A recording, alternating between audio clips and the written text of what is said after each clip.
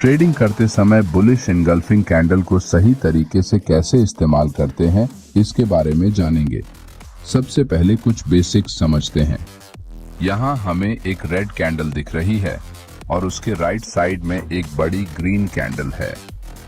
ये green candle red candle को पूरी तरह एनगल्फ कर रही है। बुलिश एनगल्फिंग कैंडल में रेड कैंडल की opening and closing green candle के अंदर होती है, लेकिन जब हम रियल मार्केट कंडीशन में ट्रेडिंग करते हैं तब हमें चार्ट पर इस तरह की परफेक्ट बुलिश एनगल्फिंग कैंडल नजर नहीं आती। चार्ट पर हमें इस तरह की रियलिस्टिक बुलिश एनगल्फिंग कैंडल दिखती है। बुलिश एनगल्फिंग कैंडल के बारे में आपको कुछ प्रो टिप्स बताता हूँ। Tip number 1, bullish engulfing candle में एनगल्फिंग कैंडल से पहली कैंडल की साइज दूसरे कैंडल से हमेशा छोटी होती है। टिप नंबर 2, ग्रीन कैंडल की बॉडी साइज जितनी बड़ी होगी उतना ही हाई परफॉर्मेंस सेटअप चार्ट पर बनता है। Tip number 3, bullish engulfing candle में कैंडल विक जितनी छोटी होगी वो कैंडल उतनी ही ज्यादा रिलायबल होती है। Tip number 4, trending market condition में मूविंग एवरेज का सपोर्ट लेते हुए हैमर कैंडल के साथ बुलिश एनगल्फिंग कैंडल के बाद की गई ट्रेड एंट्री ज्यादा प्रॉफिटेबल होती है। टिप नंबर 5, अगर किसी सपोर्ट लेवल पर प्राइस दोबारा सपोर्ट लेते हुए बुलिश एनगल्फिंग कैंडल बनाती है तो ये एक स्ट्रॉन्ग रिवर्सल सिग्नल होता है। बेसिक्स जानने के बाद अब बुलिश एनगल्फिंग कैंडल को रियल टाइम ट्रेडिंग में कैसे इस्तेमाल करना है ये जानते हैं।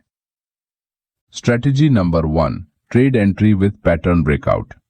इस चार्ट पर प्राइस बेरिश ट्रेंड में मूव करते हुए लोअर हाई का पैटर्न बनाती है, जिससे बॉटम में एक सपोर्ट एरिया बनता है और चार्ट पर एक ट्रायंगल पैटर्न फॉर्म होता है।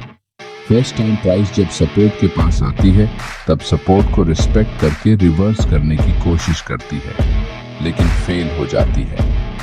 मगर अगली बार प्राइस सपोर्ट के पास जैसे ही आती है उस वक्त बायर्स फिर से एक्टिवली बाइंग स्टार्ट करते हैं और चार्ट पर एक बुलिश एनगल्फिंग कैंडल बनाते हुए ट्रायंगल पैटर्न को ब्रेक करके मार्केट में बुलिश ट्रेंड की शुरुआत होती है। Strategy number 2, trade with trend continuation. Price एक बुलिश ट्रेंड में मूव करती है, लेकिन कुछ समय बाद हायर लेवल्स पर सेलर्स मार्केट में एंट्री करके प्राइस को नीचे खींचने की कोशिश करते हैं, लेकिन प्राइस जैसे ही पिछले डिमांड जोन के पास आती है बायर्स फिर से एक्टिवली बाइंग स्टार्ट करते हैं। इससे चार्ट पर एक बुलिश एनगल्फिंग कैंडल बनती है और मार्केट अपना पुराना अपट्रेंड कंटिन्यू करता है।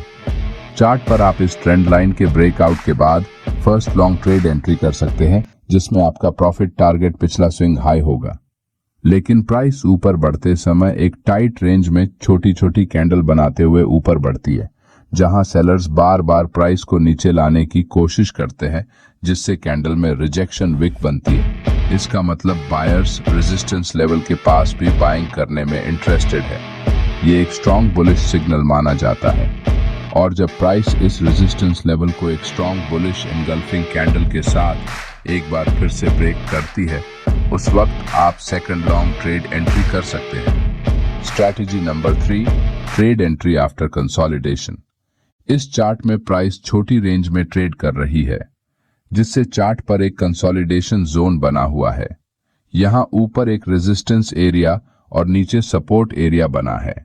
इसका मतलब यहां बायर्स और सेलर्स की स्ट्रेंथ इक्वल है, जिससे प्राइस कंसोलिडेट होते हुए एक रेंज में फंस गई है। प्राइस इस जोन को जिस भी साइट में ब्रेक करेगी उस साइट एक स्ट्रॉन्ग मूव जरूर आने वाला है, क्योंकि जोन के दोनों साइड में बायर्स और सेलर्स के स्टॉप लॉस लगे हुए हैं। जब तक किसी स्ट्रॉन्ग कैंडल के साथ ब्रेकआउट नहीं होता हम ट्रेड एंट्री नहीं करेंगे।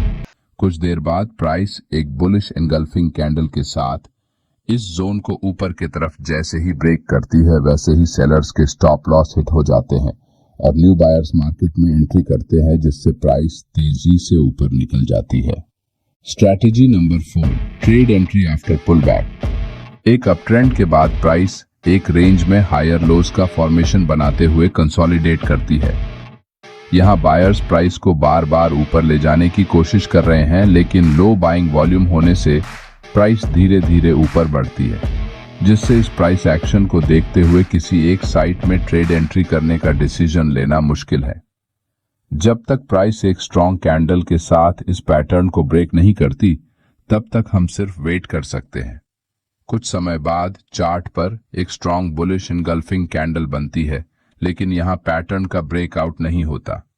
लेकिन कुछ देर बाद ब्रेकआउट के बाद रेजिस्टेंस लाइन के पास पुल बैक लेते हुए चार्ट पर फिर से एक बुलिश इनगल्फिंग कैंडल फॉर्म होती है, जिससे हमें एक क्लियर डायरेक्शन मिलता है। इस कैंडल की क्लोजिंग के बाद हम एक लॉन्ग ट्रेड एंट्री कर सकते हैं।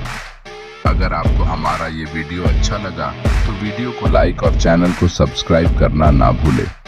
धन्यवाद।